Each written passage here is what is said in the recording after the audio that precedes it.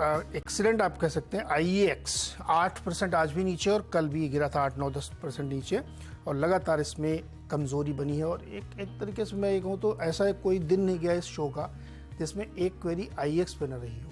तो गाबा जी इसके गवाही भी दे सकते हैं। और मार्केट पूरा एक तरफ है और ये एक तरफ है। तो मैं चाहता हूँ कि सबसे पहले IEX की स्टोरी समझिए, क्योंकि आज की सबसे बड़ी खबर यही है जिस स्टॉक जिससे इतना गिरा है। हर्षदा हमारे साथ हैं समझाने के लिए। हर्षदा बताइए क्या हुआ, क्या है इसमें एक्चुअली? ये आज नहीं, इनफैक्ट आपको याद होगा इस पूरे साल IEX ने अंडर परफॉर्मेंस दिखाया, इसीलिए स्टॉक में बार बार आपके मंच पर भी काफी सारे सवाल आते हैं। और ये एक स्टॉक था जिसने 2021 वाले साल में, ये डार्लिंग था मार्केट का, तकरीबन 335% तक के रिटर्न दिए थे 2021 में। और उसके बाद ऑफ कोर्स 22 वाला साल पूरी तरह से वॉश आउट किया था। तो वो डेटा पॉइंट्स भी आपके सामने रखेंगे। लेकिन आज जो स्टॉक टूटा है और कल और आज में अगर आप देखें, इस स्टॉक में अच्छी खासी नियरली 18% तक की गिरावट आ चुकी है। अब हुआ ये है कि पावर मिनिस्ट्री ने, जो पावर सेक्टर का रेगुलेटर है CERC, उनको कहा है कि दरअसल मार्केट कपलिंग पर आप फटाफट से कंसल्टेशन करना शुरू करें और मार्केट कपलिंग को आपने तुरंत प्रभाव से जितनी जल्द हो सके लागू करना है। मार्केट कपलिंग क्या है? मार्केट कपलिंग में एग्जैक्टली ये होगा कि एक थर्ड पार्टी जो भी पावर के दाम है, बाय और सेल के दाम असिमुलेट करेगी और एक फेयर प्राइस निकालेगी। ये काम इस समय IEX कर रही है। तो ये इनफैक्ट IEX का सबसे बड़ा मोट है। और इस समय हमने देखा है कि IEX के सामने दूसरे छोटे मोटे कॉम्पिटिटर्स उभर कर आए हैं, लेकिन IEX फर्स्ट मूवर एडवांटेज रखता था, सबसे ज्यादा वॉल्यूम यहीं पर होता था। और अगर वो प्राइसिंग डिसाइड करने का जो मैकेनिज्म है वो कोई थर्ड पार्टी अगर हैंडल करने लगे तो फिर IEX करेगा क्या? That is a big question जो ब्रोकरेजेस ने भी उठाया है। इसीलिए दरअसल स्टॉक में गिरावट आती हुई दिखाई दी। याद रहे कि 75 to 80% का जो रेवेन्यू है वो इसी पर्टिकुलर बिजनेस से कंपनी कमाती है और उसी पर सेंध लगती हुई दिखाई दे सकती है अगर CERC जल्द से जल्द मार्केट कपलिंग को लागू कर देती है। वॉल्यूम भी फीका पड़ता हुआ दिखाई देगा और यही इनका जो USP है गायब हो जाएगा। इसीलिए आज स्टॉक की धुलाई होती हुई इस वजह से हमने देखा है कि एंटीक ने इनफैक्ट इस पर एक सेल कॉल दिया। नुवामा ने कहा है कि वो अपनी रिड्यूस कर रहे हैं रेटिंग। 127 तक का टारगेट यहां पर इनफैक्ट उनका था, वो अचीव भी हो चुका है। इनफैक्ट 125 तक के लेवल्स आ चुके हैं। एंटीक 100 तक टूटने की खबर लेकर आ रहा है। तो ये इनफैक्ट आज की बड़ी वजह है कि कल दोपहर से ही दरअसल जैसे जैसे मार्केट में वो खबर फैलना शुरू हुई कि पावर मिनिस्ट्री का ये प्रस्ताव है, स्टॉक में पैनिक आया और वो सिलसिला बिकवाली का काफी हावी है। तो इस हाई से ये स्टॉक नियरली 61% करेक्ट कर चुका है। यहां पर आपको याद होगा दिसंबर 21 में पीक था और उधर कंपनी ने बोनस भी दिया था और उसके बाद वो सारी जो तेजी थी इस प्राइमरीली हिस्ट्री और इसका जो करंट है वो अच्छा नहीं है।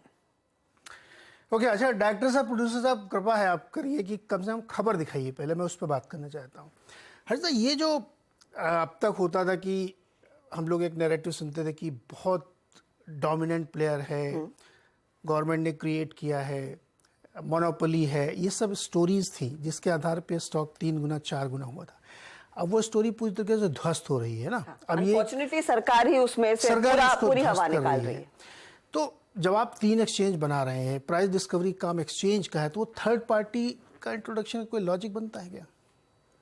Your guess is as good as mine Neeraj ji. अब ये हम सब जानते हैं कि अप्रैल में एक पर्टिकुलर बॉडी फॉर्म की गई थी जो यही काम करेगी। अब सरकार को क्यों लग रहा है, ऐसा तो नहीं है कि IEX अकेला एक्सचेंज है, 2 और एक्सचेंजेस आ चुके हैं। तो ये नहीं है कि ये एक सोल प्लेयर है, कंपटीशन होगा और कंपटीशन हर किसी के लिए अच्छा होता है। तो बेसिकली अब ये किसी और को दिया जाएगा। प्राइस डिस्कवरी वाला मैकेनिज्म ये बस सर्विस करते हुए दिखाई देंगे कि अगर आपने सौदा किया है तो लेन देन आप यहां पर कीजिए, प्राइस कहीं और पर होगा। उसके पीछे लॉजिक क्या है वो नहीं समझ में आ रहा है। और 100% market share day ahead market में, रियल टाइम मार्केट में कंपनी होल्ड करती हुई दिखाई दे रही थी। वहीं पर तो बिजनेस सेटअप हुआ। यही वजह थी कि बड़े बड़े FIIs, HNIs ने इसमें पैसा लगाया था और शायद उनको भनक थी कि सरकार की तरफ से इस तरह का कुछ अतरंगी फैसला आता हुआ दिखाई देगा, इसीलिए इसलिए जैसे हम देखते हैं कि यहाँ पर अब प्राइमरीली रिटेल फंसा हुआ है, बड़े निवेशक तो शायद निकल चुके हैं। ऐसा एक झटका एक बार IRCTC में लगा था। एग्जैक्टली।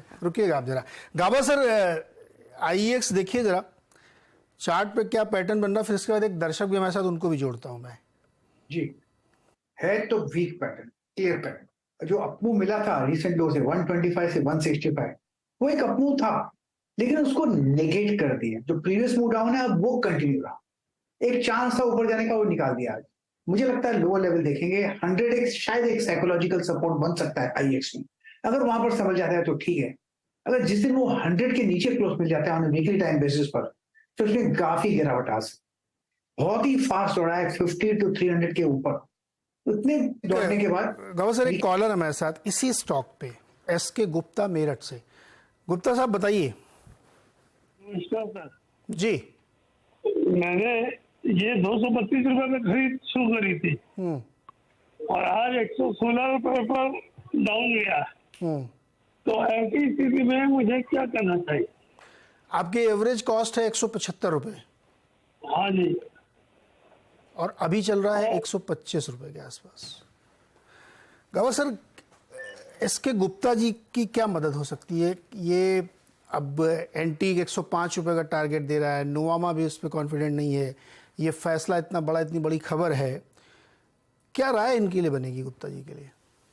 लेकिन टेक्निकल रूप से है तो वीक, तो हम खाली नहीं कह सकते कि ऊपर जाएगा। वो तो होप पे मार्केट नहीं चलता, जिंदगी चलती, लेकिन होप में मार्केट नहीं चलता है। टेक्निकली वीक, लोअर लेवल देख सकते हैं, इसमें स्ट्रेंथ नजर नहीं आती। जिस दिन टेक्निकल रूप से स्ट्रेंथ नजर आएगी तब हम कहेंगे ऊपर जा रहा है। 100 एक साइकोलॉजिकल सपोर्ट बन सकता है, क्या गारंटी और रुकेगा? बट इस लेवल पे एवरेज करने का भी कोई सेंस नहीं बनता, क्योंकि ये खबर जिस तरह की है उस पर पता नहीं क्या होगा। 100% एवरेज नहीं करना चाहिए। एवरेज नहीं करना चाहिए। गुप्ता जी, आप एवरेज मत करिए, आप सिर्फ इंतजार कर सकते हैं। एक क्विक नॉलेज आपको दिया गया है कि होप पे जिंदगी चलती है, मार्केट नहीं। हर्षदा, ऐसे बहुत सारे शेयर हैं जिनके कॉलर्स रोज हमारे पास आते हैं। IEX, वोडा, यस बैंक, ये सब इन्वेस्टर्स फ्रेंडली शेयर किसी जमाने में रहे होंगे, आज इनकी स्थिति है। एवरी डे ये हमारे साथ होता है। वोडाफोन कभी इन्वेस्टर फ्रेंडली था? नहीं, उस इन्वेस्टर इन द सेंस कि उसमें बहुत सारे लोगों ने खरीदारी कर रखी है। वो तो छोटे प्रॉब्लम वोडाफोन और येस बैंक में हुई थी कि जब वो स्टॉक जो 10 रुपए के नीचे आया, लोगों को लगा अब कहाँ कोलैप्स होने वाली है, कोई ना कोई बेल आउट हो जाएगा, इससे नीचे क्या जाएगा, तो वहां पर लोग फंस गए। लेकिन IEX तो एक बहुत खूबसूरत स्टोरी पेंट की गई थी और वो वाकई में थी, फैक्चुअल थी और वो बिजनेस बहुत अच्छा था। अब ऑफ कोर्स कंपटीशन बढ़ रहा है तो थोड़ा सा वॉल्यूम जाएगा, वो मैनेजमेंट ने भी कहा, लेकिन जिस पर्टिकुलर मोड पर कंपनी की गई थी, अगर वो मोड ही आप उस पर जाकर पत्थर डाल दे और ब्रिज बना दे तो फिर फायदा क्या हुआ? एग्जैक्टली तो ये इस खबर के चलते स्टॉक में सीवियर करेक्शन देखा गया और ज्यादा गिरावट की बात तमाम ब्रोकरेज हाउस कर रहे हैं। अभी पता नहीं इसमें क्या होगा। मैनेजमेंट ने कहा है कि वो अपने कमेंट देंगे इस पे, और जब वो बातचीत कर रहे थे हमारे सिस्टर चैनल TV18 पे, तो उनकी आवाज़ से बड़ी निराशा झलक रही थी कि उनको समझ में नहीं आता कि हुआ क्या और वो क्या रिस्पॉन्ड करे इसमें। बहरहाल तो ये स्थिति है IEX की, इसीलिए इस पर हमने ज़्यादा समय दिया कि आप लोग समझिए। कई बार बहुत सारी स्टोरीज बिल्ड होती है ना, अचानक से उसमें क्या हो जाएगा, यू नेवर नो। बहुत बहुत शुक्रिया हर्षदा हमारे साथ जुड़ने के लिए और जानकारी देने के लिए। चलिए अब अगले दर्शक की तरफ बढ़ते हैं। श्रीधर जी हमारे साथ है बंगलुरु कर्नाटक से। श्रीधर जी नमस्कार, बताइए सर। नमस्कार, good morning, Gaba Sahab. See, I have two questions. One is latent view analytics. I have 100 shares at some 513 rupees I bought 1 year ago. So I am waiting for that. Second is Glenmark Pharma. I bought very recently at 472. What should I do? Okay. 50 shares at 472. Yeah, sure sir. Gauba sir, latent view analytics, ये data analytics करते हैं business के लिए और फिर ये company को suggest करते हैं कि किस तरीके के ट्रेंड्स आ रहे हैं और अपना बिजनेस कैसे आप चलाएं। ये इनका मेन बिजनेस है और बहुत बढ़िया कंपनी थी। लिस्टिंग के बाद स्टॉक में एक रन अप आया था, लेकिन अभी श्रीधर जी के बाइंग प्राइस से काफ़ी नीचे है। क्या करना चाहिए लेटेंट व्यू में? मैं चार्ट निकालने की कोशिश कर रहा हूँ, मुझे शायद मिल जाएगा लेटेंट व्यू। या मिल गया 543398, बिल्कुल 543398 इसका कोड है। है बेसिकली लिस्टिंग हुई थी करीब 700 के आसपास, फिर लगातार गिरावट दिख रही है तो वीक अब तक। स्ट्रेंथ कहाँ नजर आएगी जब वो 400 पार कर लेगा? फिलहाल वीक नजर आता है। हो सकता है यहाँ पर समझ जाए, जैसे गिरावट और जो रेंज पर ट्रेड कर रहा है 333 के आसपास जो रेंज है, शायद यहाँ पर समझ जाए, लेकिन इसमें अब तक फिलहाल डेमोन्स्ट्रेट स्ट्रेंथ नहीं हुआ है। तो मैं थोड़ा इंतजार करूंगा इनको, अगर फंडामेंटल रीजन है इनको तो होल्ड कीजिए, या तो फिर 355 जोन है ये पार कर ले तो शायद उसमें स्ट्रेंथ आ जाएगी, फिर एक अप मूव मिल सकता है, वो करीब 550-600 तक जा ले आ सकता है। फिलहाल होल्ड कीजिए और क्या। तो बेस्ट स्ट्रेटजी शिवराज आपके लिए कि please hold on this share. और दूसरा शेयर है ग्लेनमार्क फार्मा, जो अभी कुछ दिन पहले इन्होंने लिया है। ग्लेनमार्क फार्मा में क्या राय बनती है? ग्लेनमार्क फार्मा मुझे स्टॉक बढ़िया लगता है, बिल्कुल हायर टाइम फ्रेम का जो चार्ट है बढ़िया है, अप मोड पर है, और हायर टाइम फ्रेम में देखें लार्जर स्ट्रक्चर तो बेस बन चुका है, 400 में स्ट्रॉन्ग सपोर्ट जोन है, ये 650-700 जोन पार कर लेगा, फिर ये 1000 की तरफ जाएगा। तो अगर आप 1000 का नजरिया देख रहे हैं तो इसको 1-1.5 साल तक होल्ड करना चाहिए। मुझे स्टॉक में वीकनेस नजर नहीं आती, तो मेरे ख्याल से होल्ड के लायक है ग्लेनमार्क। ओके, तो फिलहाल दोनों होल्ड करने शिवराज जी आपको। ग्लेनमार्क में तो बहुत सेकुलर तेजी दिख रही है, लेटेंट व्यू में आपको कुछ लेवल्स है जिनको वॉच करना पड़ेगा, अगर वहां से पार करते तो फिर आगे बड़ी तेजी बनेगी और आपके प्राइस को वो पार कर सकता है। अगला शेयर है किशन ठाकुर का, मुंबई से जुड़ रहे हैं। किशन जी नमस्कार, बताइए सर। हाँ जी नमस्कार जी। शुड आई आस्क गाबा साहब? हाँ गाबा सर को सुनाई दे रहा है, बताइए सर। गाबा साहब, I am holding Kansai Nerolac at average price of 520 rupees since a few months. So I would like to know, should I switch to something like AkzoNobel or Berger, or should I hold on because I'm a long-term investor? I don't mind 4-5 years also. Paint से इतना प्यार क्यों? आप paint का ही option ढूंढ रहे हैं? Sorry? आपको पेंट शेयर ही क्यों पसंद है? Well, I have somehow good impression of the management and some other consultants that advise also. Okay. And I have this experience that sometimes share goes down quite a bit and then it starts coming up quite fast, you know. No, my question is, sir, why are you so bullish on paint sector only? Because your options are only paints, paint companies. No. I've got other shares. Like, in fact, I wanted to know about AG's Logistics and Siemens and all. So Okay. No problem, sir. No problem. Yeah. Now, sir, Kansai Nerolac 520 पे इन्होंने लिया है, 431 चल रहा है, क्या करेंगे? Nothing do है, जस्ट होल्ड कीजिए। चार्ट स्ट्रक्चर के हिसाब से 400 के आसपास स्ट्रॉन्ग सपोर्ट जोन है। हाँ, आपकी कॉस्ट थोड़ी हाई है, नथिंग टू वरी। आपको 4-5 साल का नजरिया है, आप होल्ड कीजिए। आपको ऐड करना है, ऐड कीजिए। अच्छी कंपनी है, चार्ट स्ट्रक्चर टेक्निकल रूप से पॉजिटिव है। रिसेंटली जो लो देखा हमें 350 के करीब, 360-370 के आसपास, लगता है वो होल्ड करेगा। इस कैंपेन में फिर एक अपूर्व भी मिलेगा, 600 भी जा सकता है। अगर आपको जो ऐड करना है तो ऐड करेंगे, तो 600 के आसपास बेच भी दीजिएगा तो प्रॉफिट बुक कर सकते हैं, पार्शियल प्रॉफिट बुकिंग हो सकती है। लेकिन लॉन्ग टर्म के लिए स्टॉक बढ़िया है, बिल्कुल। एशियन पेंट्स हो या बर्जर पेंट्स हो या Kansai, of course market leader Asian paints है, उसके बर्जर भी है, सभी स्टॉक अच्छे, होल्ड कीजिए। ओके, होल्ड करके रखिए इसके। और अगला क्वेश्चन है हितेश भाटिया का, आगरा उत्तर प्रदेश से। हितेश जी बताइए sir. Good morning Gaba sir and सुप्रभातम नीरज सर। सर मेरे पास मेरे दो सवाल हैं। पहला यह है कि मेरे पास इरकॉन है 82 की परचेज पर 5000 शेयर्स, और दूसरा है मेरे पास ITD सीमेंटेशन है 150 की परचेज पर 1000 शेयर्स। मेरा टाइम होराइजन है 1 साल 6 महीना, जहां पर मेरे को अच्छा पैसा मिलेगा मैं निकल जाऊंगा।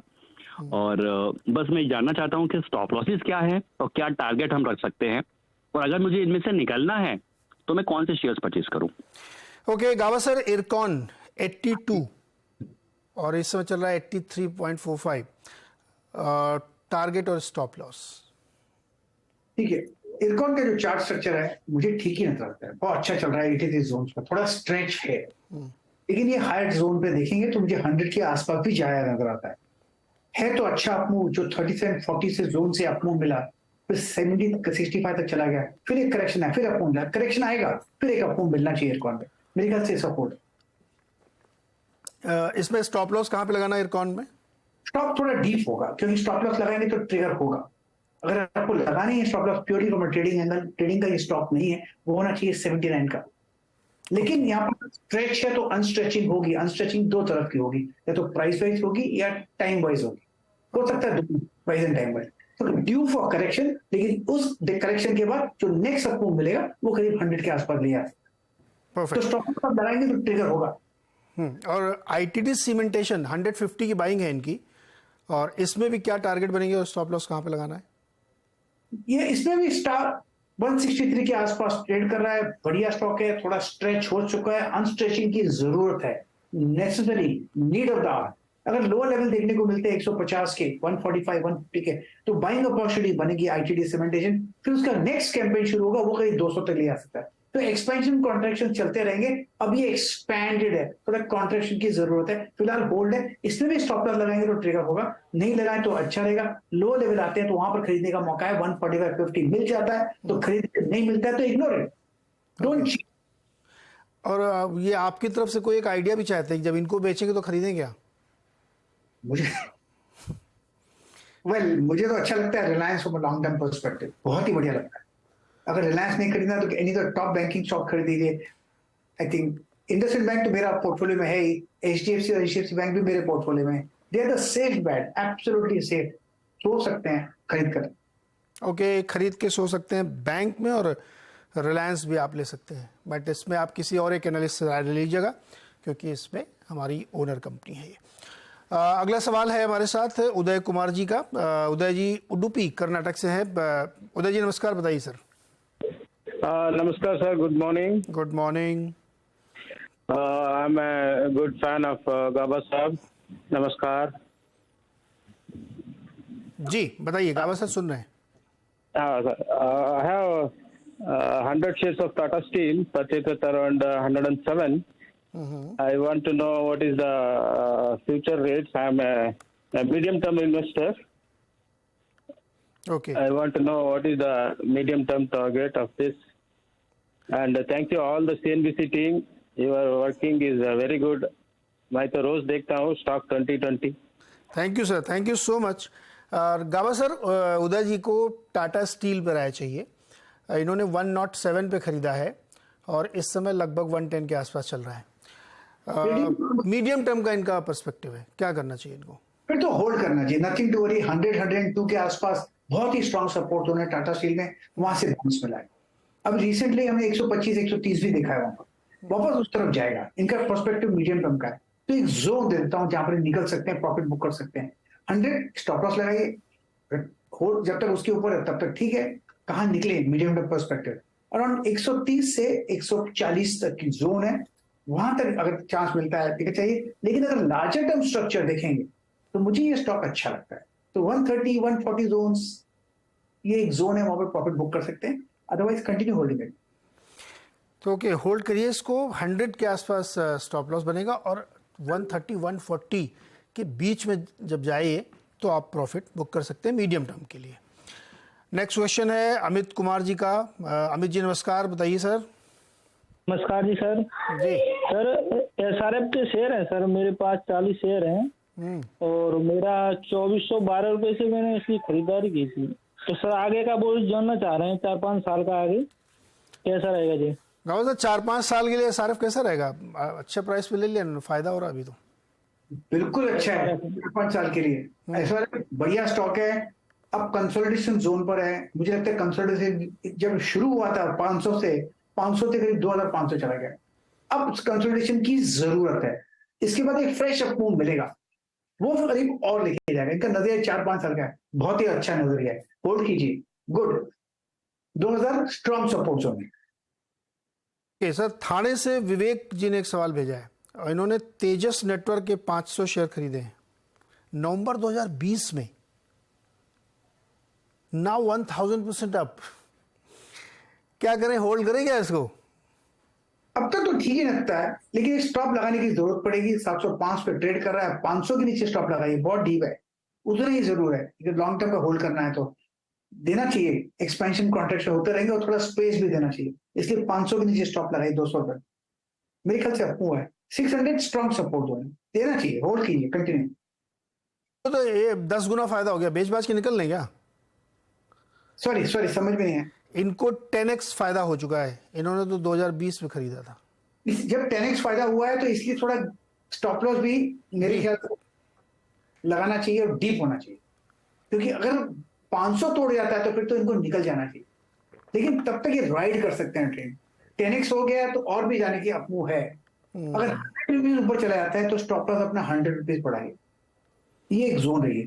अभी 10-15 रुपए का स्टॉप लॉस नहीं चलेगा इसका। स्ट्रेटेजी अभिषेक दास के पास कोरोमंडल इंटरनेशनल के शेयर हैं और BASF इंडिया के हैं। 1-2 साल का नजरिया है। कंपनी तो अच्छी है, स्ट्रक्चर पॉजिटिव है, स्ट्रॉन्ग सपोर्ट जोन 850 के आसपास है, होल्ड करना चाहिए। इस कंपनी कोरोमंडल इंडेक्स का अपमूव मिलना चाहिए। 1000 एक बार पार कर लेगा तो 1100 भी जा सकता है।